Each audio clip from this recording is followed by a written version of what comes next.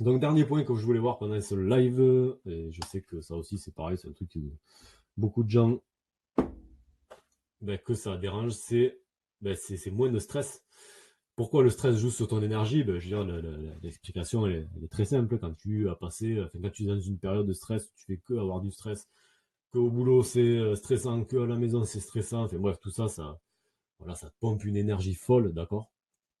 Et clairement, c'est sûr que c'est pas le meilleur moyen d'avoir des bons niveaux d'énergie. Donc, on va voir un petit peu quelques techniques pour réduire le stress. Pareil, ça, c'est des trucs que tu peux mettre en place petit à petit et tu n'as pas besoin de faire ça dès demain, mais vraiment petit à petit pour essayer de réduire un petit peu ça. La technique numéro 1, ça va être l'activité physique. Alors, activité physique légère, hein, je ne te parle pas d'aller faire 1 heure et demie de muscu ou un hit de 30 minutes voilà, à fond les ballons.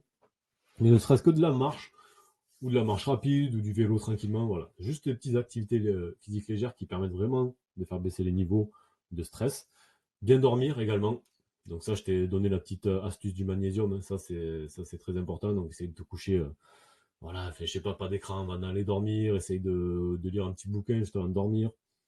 Bon, l'alimentation cétogène, j'en parle même pas, je crois que c'est le meilleur des trucs qui est possible pour bien dormir, mais bon, voilà, il y a tout un tas de techniques comme ça qui font que tu peux améliorer ton sommeil de manière vraiment très facile, d'accord? Ne serait-ce que ça, un petit peu de magnésium avant d'aller dormir. J'arrive pas avec mes doigts, hein, décidément. Euh, Deuxième chose, bah, lire quelques pages d'un bouquin sans écran. Et troisième chose, je sais plus ce que j'avais dit. Bon, c'est pas grave. Peu importe. Ah oui, c'était l'alimentation cétogène. Ça, c'est très important.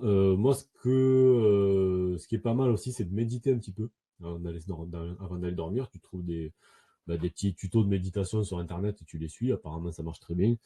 Et bon, voilà, c'est un petit peu les conseils de base qu'on donne sur ça. Je veux pas. Moi, c'est encore un sujet sur lequel j'ai pas vraiment on va dire, d'expertise. Hein, d'accord, la qualité du sommeil, c'est vraiment des choses auxquelles je commence à m'intéresser et essayer d'améliorer au maximum mon sommeil. Mais voilà, c'est un petit peu les conseils de base qui reviennent souvent, quoi, pour réduire le stress aussi. Donc, je t'invite à essayer de les intégrer à ton quotidien. C'est pas le plus facile, mais bon, voilà. Donc, c'est tout pour aujourd'hui. Je trouve que j'ai été un petit peu laborieux. Je suis désolé. Il faut un petit peu que je me remette dans le truc de faire des lives et tout, et c'est pas forcément évident. Donc, n'hésitez pas à partager si vous pensez que ça peut aider des gens que vous connaissez qui suivent une alimentation cétogène. N'hésitez pas non plus à le partager sur différents groupes, hein, que ce soit des groupes voilà, sur la santé, par exemple, que ce soit des groupes sur l'alimentation cétogène, sur le jeûne intermittent, etc. Ça me fera super plaisir. Et puis moi, je vous donne rendez-vous jeudi. Un petit live encore. Je ne sais pas trop de quoi on va parler. Je vous mettrai un petit post demain sur le groupe, je pense. Et puis si ça vous dit, rejoignez-moi jeudi à midi. Je vous dis bonne fin d'après-midi.